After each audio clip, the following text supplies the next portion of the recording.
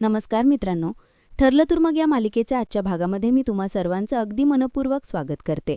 आजच्या भागामध्ये आपल्याला पाहायला मिळतं की आता अस्मिता प्रतापरावांना उलटसुलट प्रश्न विचारते आणि म्हणूनच जाब विचारत असेल तर प्रतापराव तिला म्हणतात, अस्मिता, त्या बँकेत माझी काही कामं असतात, माझ्या एजन्सीची काही इश्यू असतात, माझी सगळी लोन त्याच बँकेत आहेत आणि माझ्या कामासाठी मी तिथे जात असतो आणि माझी कामं करत असताना सुद्धा मी तुझा प्रॉब्लेम सॉल्व्ह करण्याचा प्रयत्न करतोय आणि तरीसुद्धा तू असं बोलतेस. अस्मिता म्हणते, हो, कारण डॅड मला माझं अकाउंट ॲक्टिव्हेट करून हवंय, ते का होत नाहीये? प्रतापराव म्हणतात, ते मला माहीत नाही, पण अस्मिता आता मला एक सांग, तुला हा व्हिडिओ कोणी दिला? तर आता अस्मिता म्हणते, हा व्हिडिओ? तर त्यावेळी सचिन म्हणतो, मीच काढला आहे, कारण अस्मिताच मला म्हणाली होती, कारण तू बँकेत जा आणि तिथे जर डॅड दिसले तर व्हिडिओ घेऊन ये. तर आता अस्मिता लगेच म्हणते, हा विषयच नाहीये, माझं अकाउंट ॲक्टिव्हेट का होत नाहीये? मला असं वाटते की हे सगळं काही डॅड मुद्दामून करतायत. प्रतापराव म्हणतात, अस्मिता? अस्मिता म्हणते, हो डॅड, मग अजूनपर्यंत ते अकाउंट ॲक्टिव्हेट का होत नाहीये? तर आता प्रतापराव म्हणतात, तुला ऐकायचंय का खरं कारण? तर अस्मिता म्हणते, हो, मला ऐकायचंच आहे की खरं कारण काय आहे. तर प्रतापराव म्हणतात, बँकेने हा डिसिजन घेतला कारण तुझ्या बँकेतून संशयास्पद रक्कम काढली जात आहे. कधी 5 लाख, कधी 4 लाख, कधी 3 लाख, कधी 2 लाख. मग मग एवढे पैसे तू का काढलेस? सांग ना अस्मिता. तू जर मला जाब विचारतेस तर मी सुद्धा आता तुला प्रश्न करतो की एवढे पैसे तू का काढलेस? तर अस्मिता म्हणते, ते मी सचिनला देण्यासाठी, सचिनचं लोन फेडण्यासाठी मी त्याला पैसे दिले. मी कधीतरी त्या कार्डवरून त्या पैशातून शॉपिंग केली असेल, परंतु लग्नानंतर माझा सगळा खर्च सचिननेच केला ना. मग आता जर मी सचिनला गरज असताना पैसे दिले तर त्यात काय चुकलंय माझं? सांगा ना. तर सायली म्हणते, अस्मिताताई, आता तुम्ही तुमच्या बाळाचा विचार करायला हवा, बाळाच्या भविष्याचा विचार करायला हवा आणि त्या दृष्टीने पैसे साठवून ठेवायला हवे. अस्मिता मात्र काही ऐकून घेण्याच्या मनस्थितीतच नसते. तर आता अर्जुन म्हणू लागतो, अस्मिताई, तुला कळतंय का? अगं, तुझा नवरा आता 1 रुपयाही कमवत नाहीये आणि हो, त्यामुळे तुझा हा नवरा जास्त दिवस तुझा नवरा न राहणंच योग्य. तर अस्मिता म्हणते, अर्जुन, एक शब्दही बोलू नकोस. कल्पनाताई म्हणतात, अस्मिता, काय चाललंय तुझं? अस्मिता म्हणते, मी पैसे किती खर्च करते ह्याचा तुम्हाला हिशोब द्यावा लागणार आहे का? तर कल्पनाताई म्हणतात, हो अस्मिता, कारण ते पैसे तू कमवले नाहीयेस आणि तू कोणाला देतेस ना, त्यामुळे तुला हिशोब द्यावा लागणारच. आता मात्र अस्मिताला काय बोलावं काहीच कळत नाही. तर अर्जुन सचिनला म्हणतो, सचिन, बोल ना आता, का गप्प आहेस? तर सचिन म्हणतो, अर्जुन, माझ्यावर नको ते आरोप करू नकोस. अर्जुन म्हणतो, हो का? मग सांग ना, तू आत्तापर्यंत बाळासाठी काय केलेस? तू बाळाची जबाबदारी उचलतो आहेस का? तू तुझ्या मुलासाठी एक ड्रेस तरी आणू शकलास का रे? तू काहीच घेत नाहीयेस किंवा तू तुझ्या बाळासाठी काहीही करत नाहीयेस. तर कल्पनाताई सचिनला म्हणतात, सचिन, तू तर आता आम्हाला जास्त बोलायला लावूच नकोस, कारण तू बाळाची जबाबदारी स्वीकारू शकत नाहीस, त्याच्यासाठी काही करू शकत नाही, हे आम्हाला चांगलंच माहीत आहे. त्यामुळे अस्मिताला आता ते पैसे बाळाच्या भविष्यासाठी ठेवावे लागणारच आहेत. आता कल्पनाताई खूप चिडलेले असतात. कल्पनाताई अस्मिताला म्हणतात, आणि अस्मिता, सचिनला एवढी मोठी रक्कम देण्याअगोदर तू पण विचार करायला हवा होतास. तू विचार न करता एवढी मोठी रक्कम सचिनला कशी काय दिलीस? त्यावेळी मात्र सचिन या सगळ्यामध्ये अडकलेला असतो. सचिन मनाशीच म्हणतो, या अस्मिताला माझं नाव घेण्याची काय गरज होती? आता हे सगळं प्रकरण माझ्याच अंगाशी येणार. चला, पण काहीच हरकत नाही, आता ड्रामा करून या सगळ्यांना गुंडाळावं लागेल. आता सचिन आपल्या पुढच्या प्लॅननुसार वागायचं ठरवतो. तर दुसरीकडे पाहायला मिळतं, घाबरलेली प्रिया मदतीसाठी नागराज आणि महिपत शिकरेंना भेटण्यासाठी जेलमध्ये आलेली असते. तर महिपत शिकरे प्रियाला म्हणतात, काय काय बबली लोखंडे, आज तुला या जेलातल्या माणसांची आठवण कशी का आली तुला? आता प्रिया त्यांच्यासमोर हात जोडते आणि म्हणू लागते, मी खरंच थकली आहे आता. तर त्यावेळी महिपत शिकरे नागराजला आवाज देतात आणि म्हणू लागतात, नाग्या, ऐकतोयस ना, बबली थकली आहे आता. तर प्रिया पुढे म्हणते, मी खरंच हरली आहे. तर आता नागराज महिपत शिकरेंना आवाज देत म्हणतो की बघितलं का महिपत, आता बबली हरलीये. आता मात्र प्रिया त्या दोघांसमोरही हात जोडत विनंती करत म्हणते, मला तुमची मदतीची गरज आहे, मला तुमची मदत हवी आहे. आता मात्र हे ऐकताच महिपत शिकरे नागराजांना म्हणतात, बघितलं का, ही बाई आपल्यासमोर हात जोडते. खरं सांगू का महिपत, आता तर आपल्याकडे कॅमेरा हवा होता. कॅमेरा म्हणजे फोटो काढला असता आणि चांगलाच भिंतीवर टांगला असता, कारण ही बाई आज आपल्यासमोर चक्क हात जोडतीये. आता महिपत शिकरे आणि नागराज या दोघांनाही हसायला येत असतं. महिपत शिकरे म्हणतात, बबली, अगं, तुझा तोरा एकदम गायबच झाला. काय झालं? काय एवढं? आता प्रिया पूर्णपणे घाबरून गेलेली असते. तिला काय बोलावं काही सुचत नसतं. प्रिया आता घडलेला सर्व प्रकार महिपत शिकरे आणि नागराजांना सांगते आणि म्हणू लागते, अर्जुन आणि सायलीने मी तन्वी नसल्याचे सगळे पुरावे खणून काढले आहेत आणि मी प्रयत्न करून सुद्धा हे सगळं काही नाही थांबवू शकले. कदाचित महिना आणि सदासुद्धा त्यांच्याचकडे आहेत आणि आता तर अर्जुन सायली परत एकदा माझी, प्रतिमा आणि महिना या तिघांची DNA टेस्ट करणार आहेत आणि या सगळ्या DNAचे रिपोर्ट आले की मग मात्र अर्जुन आणि सायली गप्प बसणार नाही. मग अख्ख्या सुभेदार कुटुंबाला आणि त्या किल्लेदार फॅमिलीला सगळ्यांना कळेल की मी तन्वी किल्लेदार किंवा सुभेदार नाहीच आहे आणि मग माझी काय अवस्था होईल हे तर तुम्हाला माहीतच आहे. परंतु काही झालं तरी माझं सत्य बाहेर येऊ द्यायचं नाहीये मला. तर असं म्हणत प्रिया शांत होते. तर महिपत शिकरे म्हणतात, बोलत राहा, आम्ही ऐकतोय सगळं काही, ऐकतोय, तू फक्त बोलत. आता प्रिया त्यांना म्हणते, अर्जुन आणि सायली या दोघांना या सगळ्यातून थांबवण्यासाठी मला तुमची मदत हवी आहे. तर नागराज आता प्रियाला म्हणतो, प्रिया तू खरंच विनोदी झालीस का? प्रिया म्हणजे तुला वाटलंच कसं की आम्ही तुला मदत करू? तर प्रिया त्यांना म्हणते, कारण त्या बदल्यात मी तुमच्यासाठी एक खूप मोठी गोष्ट करणार आहे. एका आठवड्याच्या आत मी तुम्हा दोघांनाही येथून बाहेर काढणार आहे. आता हे ऐकताच महिपत शिकरे नागराजला म्हणतात, नाग्या या बबलीचा जोक ऐकलास का? आता महिपत शिकरे प्रियाला म्हणतात, काय बबली, आम्ही तुरुंगात आल्यानंतर तू वकील झालीस की काय? तर नागराज प्रियाला म्हणतो, अगं प्रिया तू काय बोलतेस, तुझं तुला तरी कळतंय का? आणि महिपत, अरे हिची ही वकिली म्हणजे तिच्या फॅशन डिझाईनच्या कोर्सप्रमाणेच असेल. तर आता प्रिया त्यांना म्हणते, तुमचा माझ्यावर विश्वास नसेल पण मी प्लीज माझ्यावर विश्वास ठेवा, पण मी हे खरंच तुमच्यासाठी करू शकते. अण्णासर विचार करा, अण्णासर आत्तापर्यंत साक्षी तुमच्यासाठी एक वकील शोधू शकली का? कारण तिच्या मागावर पोलीस आहेत, तिला हे करणं शक्यच नाहीये, त्यामुळेच ती तुमच्यासाठी वकील शोधू शकत नाही. पण मी तुमची मदत करेन, मी जो वकील शोधेन तो तुम्हाला इथून लवकरात लवकर बाहेर काढेल, पण त्या बदल्यात तुम्हाला माझी मदत करावीच लागेल. तर महिपत शिकरे प्रियाला म्हणतात, काय तुझ्या डोसक्यात? त्या अर्जुन सुभेदार आणि त्याच्या बायकोला थांबवायचं कसं? तर प्रिया त्यांना म्हणते, आता फक्त एकच गोष्ट होऊ शकते, अर्जुन आणि सायली यांना कायमच थांबवायचं, कायमच संपवायचं. आता काही झालं तरी मी त्यांना जिवंत राहू देऊ शकत नाही. आता हे ऐकल्यानंतर महिपत शिकरे आणि नागराज एकमेकांकडे पाहू लागतात. दुसरीकडे सुभेदारांच्या घरी आपल्याला पाहायला मिळतं, प्रतापराव अस्मिताला म्हणतात, अस्मिता मी तुझा अकाउंट ॲक्टिव्ह करण्याचा प्रयत्न करतोय, माझे प्रयत्न चालू आहेत, पण तोपर्यंत पुन्हा या घरात हा विषय नको. तर सचिन नाटक करत म्हणतो, ठीक आहे, आम्ही नाही काढणार हा विषय. आम्हा दोघांना रस्त्यावर भीक मागावी लागली ना तरीसुद्धा या पैशाचा विषय आम्ही तुमच्याकडे काढणार नाही. तुम्हाला काय वाटतंय, मला माझ्या बाळाची काळजी नाहीये? मला माझ्या बाळाच्या भविष्याची काळजी नाहीये का? खरं तर मला हे लोन माझ्या बाळाच्या फ्युचरसाठीच फेडायचंय. आता अस्मिताला सचिनचं हे बोलणं खरं वाटत असतं. अस्मिता सचिनकडे पाहते तर सचिन अस्मिताला म्हणतो, अस्मी हे जे काही लोन आहे ना ते कसं फेडायचं ना ते माझं मी बघून घेईन. आता तुझा एकही रुपया मला नकोय. असं म्हणत सचिन तिथून निघून जातो. आता हे सगळं काही सचिनचं बोलणं वरवरची धमकी आणि वरवरचं बोलणं आहे हे घरातील सगळ्यांनाच माहीत असतं. तर आता सचिन तिथून निघून जाताच सायली अस्मिताला प्रश्न करत म्हणते, अस्मिताताई तुम्ही बाबांवर लक्ष ठेवलात, त्यांचा व्हिडिओ काढलात, आता मात्र प्रतापरावांच्या डोळ्यात अश्रू असतात. तर अस्मिता म्हणते, म्हणजे नाही, माझा तसा हेतू नव्हता. तर प्रतापराव अस्मिताला हाताने इशाऱ्यानेच गप्प बसायला सांगतात, कारण त्यांना खूप वाईट वाटलेलं असतं. ते बाजूला जाऊन उभे राहतात आणि त्यानंतर अर्जुन त्यांच्या खांद्यावर हात ठेवत त्यांना आधार देत शांत करतो. तर अस्मिता म्हणते, सॉरी डॅड, परंतु आता कोणीच तिच्याकडे लक्ष देत नाही. कल्पनाताईसुद्धा प्रतापरावांना सावरत असतात. तर इकडे सायली अस्मिताच्या समोर येते आणि अस्मिताला म्हणते, अस्मिताई एका माणसाला सावरता सावरता तुम्ही तुमची नाती संपवू नका, एवढंच मी सांगेन. अस्मिता आता तिलाही खूप वाईट वाटतं आणि ती तिथून निघून जाते. तर आता सर्वांनाच अस्मिताच्या या वागण्याचं टेन्शन आलेलं असतं.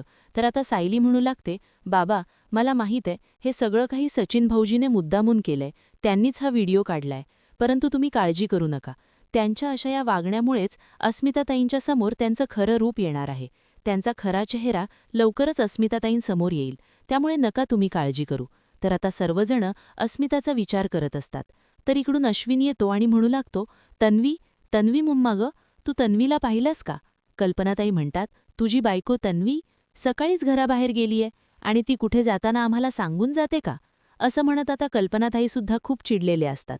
आता सायली अर्जुन विचार करत असतात की नक्की प्रिया कुठे गेली असेल. तर दुसरीकडे प्रिया इथे मात्र सायली अर्जुनला संपवण्याचा प्लॅन करत असते. तर महिप शिकेरे म्हणतात, म्हणजे ते ॲडव्होकेट अर्जुन सुभेदार आणि त्याच्या बायकोला ढगात पाठवायचं? तर प्रिया म्हणते, हो.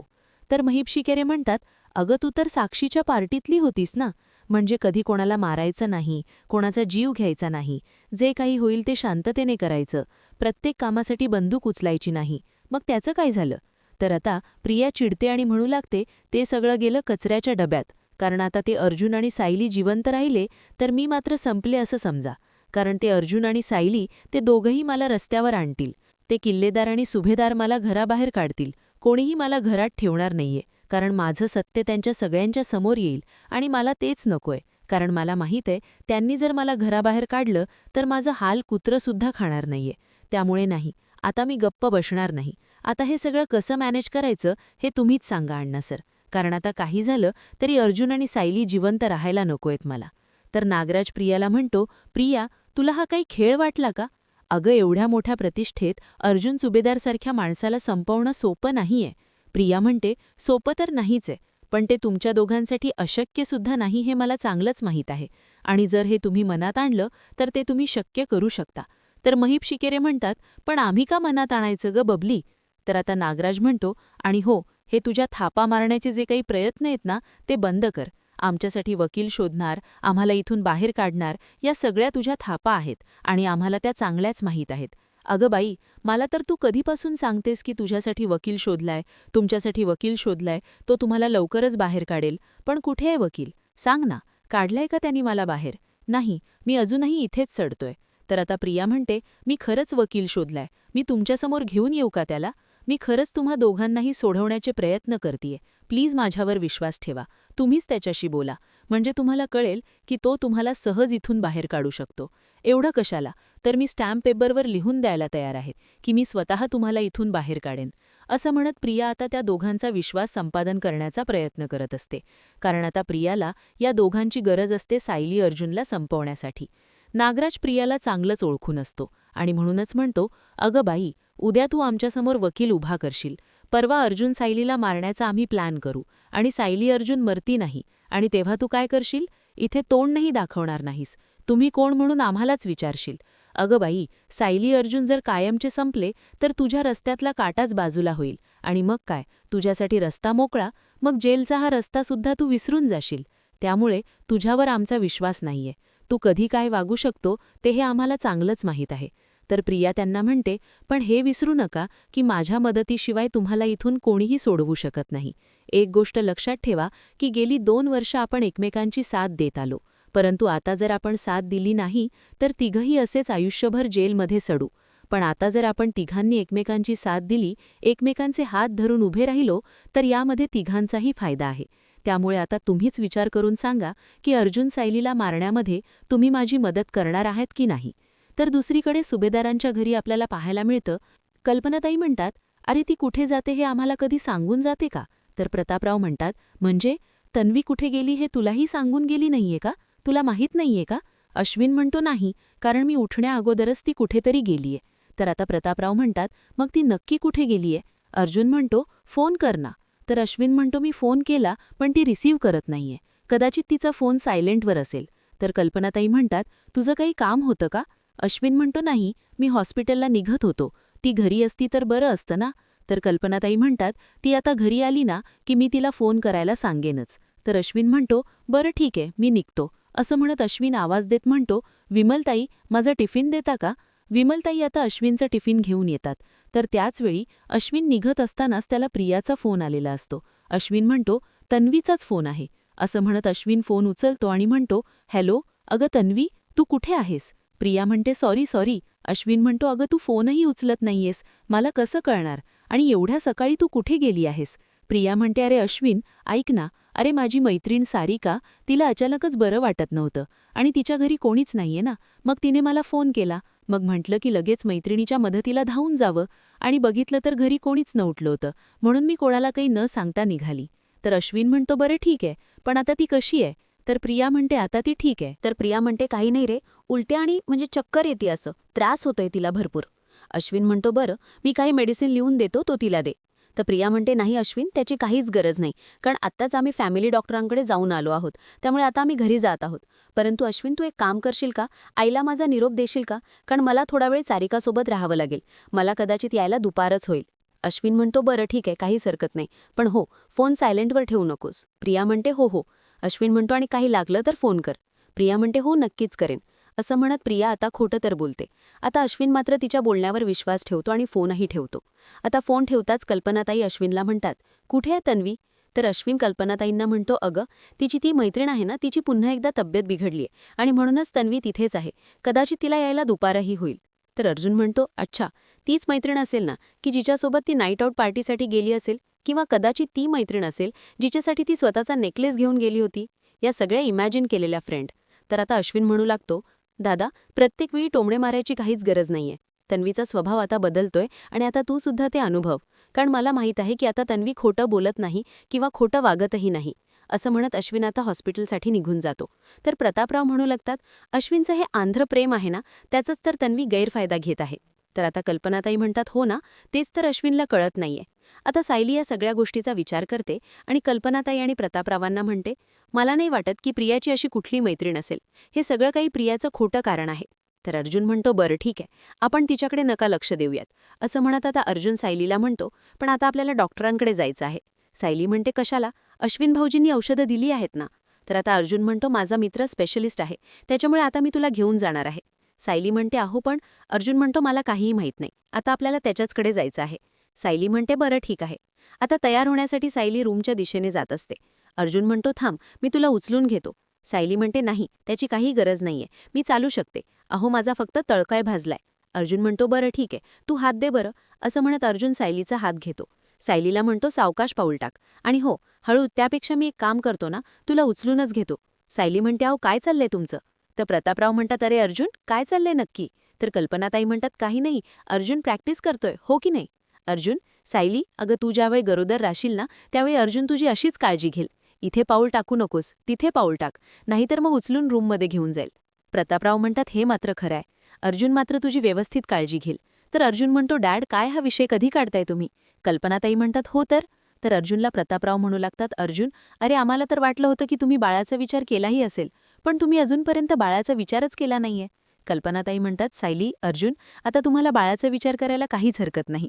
आता अस्मिताच्या बाळासोबत तुमचं सुद्धा बाळ वाढेल, त्यामुळे विचार करा. तर आता लाजतच सायली अर्जुनकडे पाहते, परंतु अर्जुन मात्र खूप टेन्शनमध्ये असतो.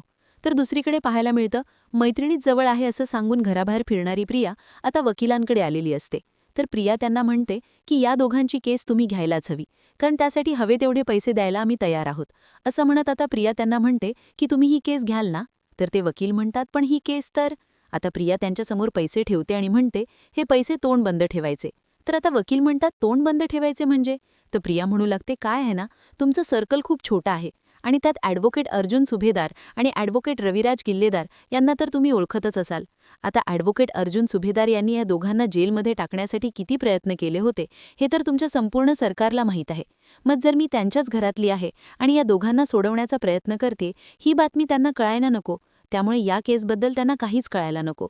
तर ॲडव्होकेट प्रियाला म्हणतात की आमच्या कुठल्याही केसबद्दल आम्ही एकमेकांशी डिस्कस करत नाही. प्रिया म्हणते, उत्तम.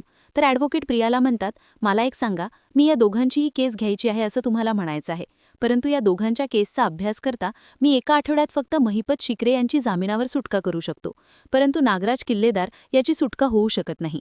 आणि मलाही असं वाटतंय की मी नागराजच्या केसचा विचार करू नये, कारण नागराजचे गुन्हेच एवढे कठोर आहेत की त्यांना जामिनावरही सोडवता येणार नाही. त्यामुळे 8 दिवसात मी महिपत शिकरे यांना सोडवण्याचा नक्कीच प्रयत्न करेन. तर आता प्रिया म्हणते, जरी वकील तुम्ही त्या दोघांचे असलात तरी मला जसं हवंय तसंच करायला हवे. तर प्रियाला वकील म्हणतात, म्हणजे तुमच्या मनात काही वेगळं चालू आहे का? म्हणजे नक्की काय अपेक्षित आहे मी करणं? तर प्रिया म्हणते, सांगते, सगळं काही सांगते. असं म्हणत प्रिया तिच्या डोक्यात चालू असणारा प्लॅन ॲडव्होकेट यांना सांगू लागते. तर दुसरीकडे आपल्याला पाहायला मिळतं, अस्मिता सचिनला म्हणते, तुझ्यामुळे आज माझ्या डॅडच्या डोळ्यात पाणी आलं. तुला मी सांगितलंही नव्हतं तरीसुद्धा तू डॅडचा व्हिडिओ काढलास. आज डॅडनं किती वाईट वाटलंय सचिन, तुला कळतंय का? सचिन म्हणतो, माझ्यामुळे? तर आता अस्मिता म्हणते, हो तुझ्यामुळेच.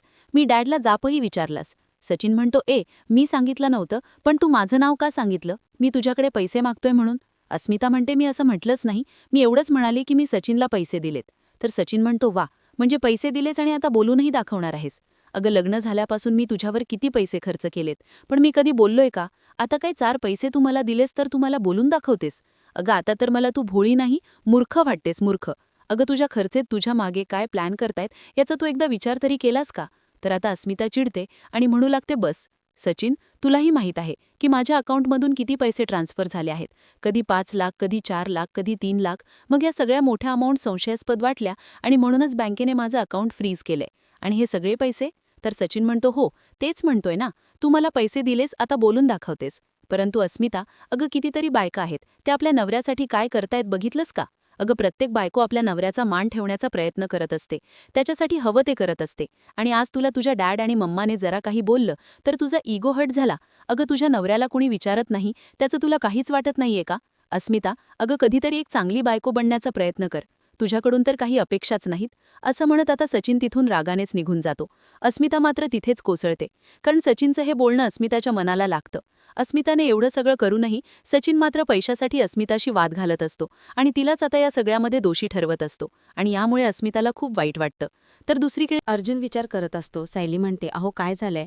अर्जुन म्हणतो, काही नाही. दरवेळी खर्चे आपल्याला चिडवत असतात, परंतु आज मात्र या सगळ्या गोष्टीचा विचार केला ना की खूप टेन्शन येतंय.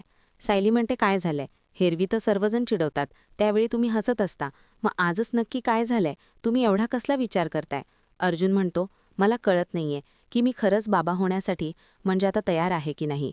सायली म्हणते, असं का बोलताय? म्हणजे आईवडील होण्याचं स्वप्न जेवढं मी रंगवलं तेवढंच स्वप्न तुम्हीही रंगवलं होतं. तुम्हीच तर मला नेहमी म्हणायचा ना की आपलं बाळ, आपलं बाळ. मग आताच असं का झालंय? तर आता अर्जुन सायलीला म्हणतो, जेव्हा अस्मिताईच्या बाळाला मी हातात घेतलं त्यावेळी मला कळालं, बाळ होणं ही साधी गोष्ट नाहीये किंवा सोपीसुद्धा नाहीये. त्यासाठी एक जबाबदारी आहे आणि एक वडील म्हणून किंवा आई म्हणून आपलं दोघांचं कर्तव्य असणार ते. मग या कर्तव्यात आपण कुठेच कमी पडायला नको. खरं तर जेव्हा आपण आईवडील होऊ त्यावेळी मला ज्यावेळी बाबा होता येईल त्यावेळी मला माझ्या डॅडसारखं व्हायचंय. माझ्या डॅडने, पूर्णा आजीने आणि मम्मादी आमच्यावर खूप छान संस्कार केलेत. तसेच संस्कार मलासुद्धा माझ्या बाळाला द्यायचेत. मला त्याला खूप छान शिकवायचंय. मला त्याला कुठेच कमी पडू द्यायचं नाहीये किंवा बाप म्हणून मलाही कुठे कमी पडायचं नाहीये. त्यामुळे ज्यावेळी मी बाळाचा विचार करतो, ज्यावेळी या सगळ्या गोष्टीचा विचार करतो, त्यावेळी खरंच खूप टेन्शन येतं. सायली म्हणते, अगदी खरंय, मलाही तुमचं म्हणणं पटतंय. त्यामुळे बाळाच्या या विचारासाठी आपण घाई करायला नको. अर्जुन म्हणतो, ज्यावेळी आपल्या मनाची तयारी होईल, आपण ही जबाबदारी स्वीकारायला तयार होऊ, त्याचवेळी आपण बाळाचा विचार करू. सायली म्हणते, हो, मला काहीच हरकत नाही. परंतु अर्जुनला इतकं टेन्शनमध्ये पाहून सायलीलाही खूप वाईट वाटत असतं. सायली अर्जुनच्या मनाची समजूत काढते आणि अर्जुनला म्हणते, जेव्हा आपण दोघेही अगदी मनापासून आईबाबा होण्यासाठी तयार असतो ना, त्याचवेळी आपण हा निर्णय घेऊ. आणि जेव्हा तुम्हाला वाटेल की तुम्ही बाबा, आई आणि पूर्णाजी यांच्यासारखेच तुमच्या बाळावर संस्कार करू शकाल, त्याचं पालनपोषण करू शकाल, त्याची जबाबदारी स्वीकारू शकाल, त्यावेळी तुम्ही मला सांगा आणि तोपर्यंत मी कुठलाही हट्ट करणार नाही. आता अर्जुन सायलीकडे पाहतो, तर सायली अर्जुनला म्हणते, तुम्हाला एक सांगू का मी? मला आपलं बाळ तुम्हा तिघा भावंडांसारखं व्हायला पाहिजे. मलासुद्धा आपल्या बाळावर पूर्णा आजी, आई बाबा यांनी जे संस्कार तुमच्यावर केलेत तेच संस्कार त्याच्यावरही करायचेत. तेच संस्कार आपण सगळ्यांनी त्याला द्यायचेत. म्हणजे आत्ताच बघा ना, तुमच्यामध्ये आणि अश्विन भाऊजींमध्ये मतभेद कमी आहेत का? पण तरीसुद्धा माझ्या पायाला जखम झाल्यावर अश्विन भाऊजी पुढे आलेत आणि त्यांनीच माझ्या पायाला मलम लावून दिलं. प्रियाशी लग्न करून त्यांनी खूप मोठा आणि चुकीचा निर्णय घेतला. तरीसुद्धा आपल्या कुटुंबाने त्यांची साथ सोडली नाही. आणि असं माणूस म्हणून आपण आपल्या बाळाला तयार करायला हवं. एक माणूस म्हणून त्याला खूप छान वाढवलं पाहिजे. आणि ती जबाबदारी ज्यावेळी आपण स्वीकारू शकू, ज्यावेळी आपल्याला वाटेल की आपण यासाठी योग्य आहोत, त्याचवेळी आपण बाळाचा विचार करू, त्याचवेळी आपण बाळाचा निर्णय घेऊ. आता अर्जुन सायलीला म्हणतो, तू चिडली नाहीयस ना माझ्यावर? सायली म्हणते, अजिबात नाही. तर अर्जुन म्हणतो, मग चल, आता तयार हो पटकन, आपण डॉक्टरांकडे जाऊयात. तर सायली म्हणते, अहो, मी आईंना घेऊन जाईन. तुम्ही एक काम करा, प्रिया कुठे गेलीये ना ते अगोदर शोधा. तर अर्जुन म्हणतो, ते काही नाही, तुझ्या पायाला जखम झालीये, मी तुला एकटीला सोडणार नाही, तुला माझ्यासोबतच घेऊन जाणार आहे. सायली म्हणते, अहो. अर्जुन म्हणतो, नाही, मला आता काहीच ऐकायचं नाहीये. अर्जुन म्हणतो, आणि तसंही त्या प्रियाला आता कळलंय की DNA रिपोर्ट तिच्या मनासारखी येणार नाहीत. मग आता ती काय करणार आहे? तर सायली म्हणते, तेच तर, ती नेमकं काय करणार आहे तेच तर कळत नाहीये. तर सायली अर्जुनला म्हणते, नेहमी ती तुमचा पाठलाग करते ना, मग आता तुम्ही तिचा पाठलाग करा. अर्जुन म्हणतो, सिरियसली मी तिचा पाठलाग करू? तर सायली म्हणते की हो, तिचा पाठलाग तर करावाच लागेल, कारण ह्या नेकलेस प्रकरणानंतर ती जखमी वाघिणीसारखी झालीये. त्यामुळे आता ती काहीही करू शकते, कधी पंजा मारेल काहीच कळणार नाही. अर्जुन म्हणतो, हो, पण आता आपण डॉक्टरांकडे जाणार आहोत. चल चल, तू तयार हो, आपण डॉक्टरांकडे जाऊयात. तर दुसरीकडे आता सायली तयार होऊन खाली आलेली असते. तर त्याचवेळी अस्मिता त्या ठिकाणी रडत येते. सायली आवाज देत असते, अस्मिताही काही हवंय का? परंतु अस्मिता काहीच बोलत नाही. ती सोफ्यावर रडत बसते. तर त्यावेळी सायली तिथे येते आणि विचारते, काय झालंय अस्मिताताई, तुम्ही का रडताय, तुमचा चेहरा का पडलाय? अस्मिता म्हणू लागते, मी काय करू, मला काहीच कळत नाहीये. बघ ना, एकीकडे मी माझ्या कुटुंबाला सावरण्याचा प्रयत्न करतेय, मी माझ्या नवऱ्याची बाजू घेण्याचा प्रयत्न करतेय, तर तोच नवरा आज माझ्यावर ओरडतोय आणि मग माझे खर्चही माझ्यावर चिडतायत. मग मी काय करू सांग ना. सायली म्हणते, अशा वेळी डोळे उघडे ठेवायचेत अस्मिताताई. तुम्ही डोळे बंद केलेत, त्यामुळे तुम्हाला सगळं असं समोर असणारं चित्र दिसत नाहीये.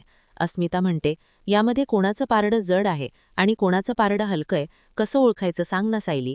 सायली म्हणते, अस्मिताताई, यावेळी आपण विचार करायचा, ज्या माणसांनी तुम्हाला सतत त्रास देण्याचा प्रयत्न केलाय, जी माणसं सतत तुमच्यावर अविश्वास दाखवतायत, त्यांच्यामुळे तुमची चिडचिड होतीये, ती खरंच त्या योग्यतेची आहेत का? आणि सगळ्यात महत्त्वाचं म्हणजे, तुम्ही ज्यांच्यावर विश्वास दाखवताय ते विश्वास दाखवण्याच्या लायक आहेत का, हे तुम्हीच ओळखायचं आहे आणि आता तुम्हीच ठरवायचंय. कारण आंधळा विश्वास ठेवू नका. सगळ्यात महत्त्वाचं म्हणजे, आज तुमच्या डोळ्यात ज्या व्यक्तीमुळे पाणी आहे, ती व्यक्ती खरंच तुमच्यावर प्रेम करतीये का? मग तुम्ही सुद्धा त्या व्यक्तीवर प्रेम करायचं की नाही, हे तुम्हालाच ठरवायला हवं अस्मिताताई. आता अस्मिता ह्या सगळ्याचा विचार करू लागते. तर त्यावेळीच सायली मनाशीच म्हणते, बरं झालं की आता अस्मिताताईंना सचिन भाऊजींबद्दल प्रश्न तर पडायला लागलेत. आता देव करो आणि लवकरच सचिन भाऊजींचा खरा चेहरा अस्मिताताईंच्या समोर येऊ देत. तर येणाऱ्या पुढील भागामध्ये आपल्याला पाहायला मिळतं, आता नागराज आणि महिपा शिगरे यांच्यात बोलणं चालू असतं. नागराज महिपा शिगरेंना म्हणतो, तू साक्षीला सगळं काही समजावून सांगितलेस ना? तर महिपा शिगरे म्हणतात की हो. तर आता नागराज म्हणतो, म्हणजे आता आपलं काम? महिपा शिगरे म्हणतात, 113% होणार. इकडे सायली अर्जुन सिटी हॉस्पिटलमधून बाहेर पडत असतात. त्याचवेळी साक्षीचा माणूस त्यांच्यावर लक्ष ठेवून असतो आणि त्यांच्या मागून भरधाव वेगाने टेम्पो पाठवतो. परंतु हे सायली अर्जुनच्या कुठेतरी लक्षात आलेलं असतं. पण तोपर्यंत बातमी सर्वत्र पसरलेली असते की ॲडव्होकेट अर्जुन सुभेदार आणि त्यांची पत्नी सायली सुभेदार यांच्या गाडीचा भीषण अपघात. आणि आता प्रिया ही बातमी सुभेदारांच्या घरातील सर्वांनाच दाखवते. सर्वांच्याच पायाखालची जमीन सरकते. आता प्रियाचं हे हसणं तिलाच महागात पडेल का, हे पाहणं अतिशय रंजक ठरणार आहे. मित्रांनो, अशाच मालिकांचे नवनवीन अपडेट पाहण्यासाठी चॅनलला नक्कीच सबस्क्राईब करा. आजचा व्हिडिओ तुम्हाला कसा वाटला हे कमेंट करून नक्कीच कळवा. आजचा हा व्हिडिओ तुम्हाला जर आवडला असेल तर व्हिडिओला लाईक करायलाही विसरू नका. व्हिडिओ पाहिल्याबद्दल तुम्हा सर्वांचे अगदी मनःपूर्वक धन्यवाद.